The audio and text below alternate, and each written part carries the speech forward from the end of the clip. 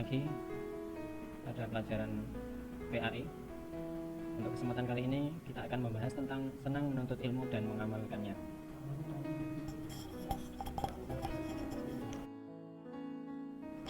Kompetensi dasar pada bab ini, yang pertama, meyakini bahwa menuntut ilmu adalah perintah Allah dan Rasul-Rasulnya.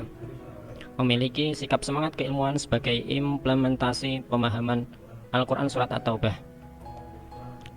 Menganalisis kewajiban menuntut ilmu untuk membela agama. Menyajikan kewajiban menuntut ilmu dengan kewajiban membela agama sesuai perintah Al-Quran At-Taubah ayat 9 dan hadis.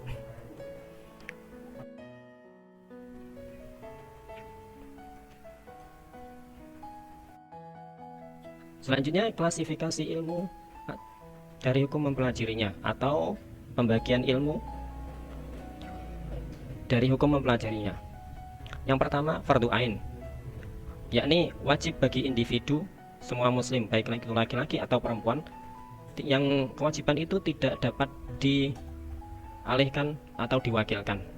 Seperti contoh mencari ilmu tentang beribadah, bagaimana sholat, bagaimana wudhu, bagaimana puasa, dan sebagainya.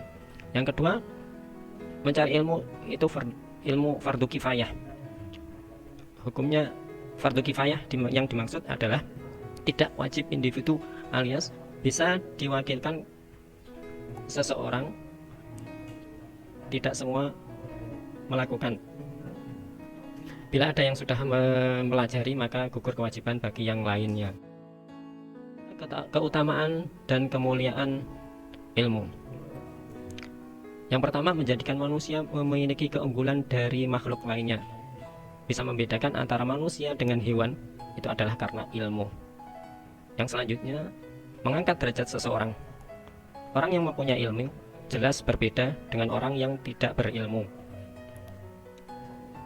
Selanjutnya, warisan para nabi. Orang yang mempunyai ilmu adalah pewaris nabi, sebagaimana hadis yang menerangkan al-ulama warasatul anbiya. Orang yang mempunyai ilmu adalah pewaris para nabi. Selanjutnya, ilmu adalah imamnya amal. Amal tanpa dilandasi dengan ilmu, maka amal itu dilakukan. Selanjutnya, dalil perintah menuntut ilmu, yakni Al-Quran Surat At-Taubah ayat 122. Mari kita baca bersama. A'udzu billahi minasyaitonir rajim. Bismillahirrahmanirrahim.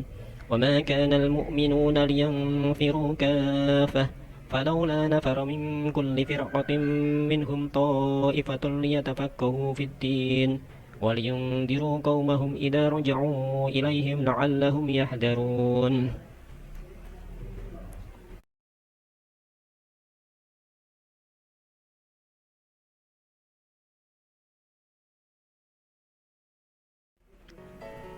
Selanjutnya, etika dalam menuntut ilmu. Yang pertama, meluruskan niat. Ketika mencari ilmu, kita harus ikhlas, hanya mencari ridho Allah, tidak mencari ijazah, tidak untuk mendapat pekerjaan dan lain sebagainya.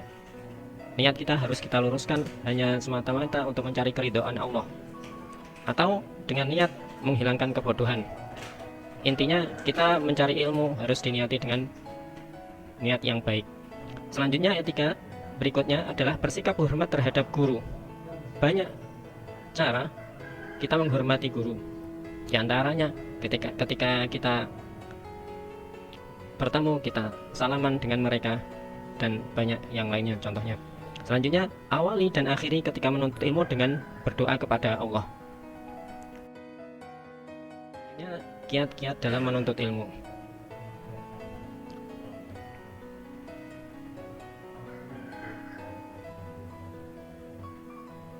Proses menuntut ilmu merupakan aktivitas yang dilakukan oleh seseorang dalam rangka memperoleh pengetahuan agar memperoleh kemudahan. Perlu diperhatikan hal-hal berikut ini. Yang pertama, penuhi etika dalam mencari ilmu. Kedua, hindari perbuatan maksiat. Tiga, mengamalkan ilmu yang sudah didapat. Keempat, memiliki semangat, kesungguhan, dan tidak putus asa dalam mencari ilmu. Yang kelima, mau mengajarkan kepada orang lain.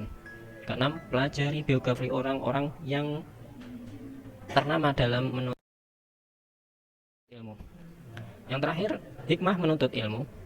Ada banyak hikmah kalau kita mau menuntut ilmu. Di antaranya salah satu ibadah yang mulia adalah menuntut ilmu. Keutamaan bagi orang yang menuntut ilmu banyak disebutkan baik dalam Al-Quran maupun hadis. Adapun ilmu yang wajib dipelajari adalah ilmu syariat. Sementara selain ilmu syar'i, hukumnya tergantung pada kemanfaatan ilmu tersebut bagi umat Islam. Bila ilmu tersebut dapat menambah semangat untuk belajar Islam dan mendekatkan diri kepada Allah Subhanahu wa taala, maka ilmu tersebut sudah menunjukkan keutamaannya. Adapun hikmah bagi orang yang menuntut ilmu adalah sebagai berikut. Pertama, menjadi orang yang takut hanya kepada Allah Subhanahu wa taala. Yang kedua, memudahkan jalannya menuju surga, mendapatkan ridho malaikat. Nomor 3, pahala ilmu yang diajarkan akan tetap mengalir walaupun pemiliknya telah wafat.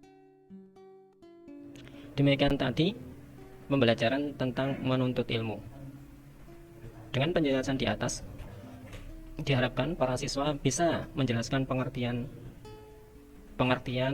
menuntut ilmu. Kedua, bisa menjelaskan klasifikasi ilmu dilihat dari hukum mempelajarinya. Yang ketiga, bisa menjelaskan keutamaan dan kemuliaan ilmu. Yang keempat, bisa menyebutkan dalil perintah menuntut ilmu. Yang kelima, bisa menunjukkan bagaimana etika dalam menuntut ilmu. Yang keenam, bisa menyebutkan kiat-kiat dalam menuntut ilmu. Terus yang terakhir, bisa menyebutkan apa saja hikmah menuntut ilmu.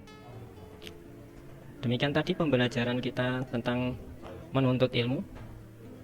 Semoga kita bisa mengamalkannya. Akhirul kalam, ihdinas siratal mustaqim. Wassalamualaikum warahmatullahi wabarakatuh.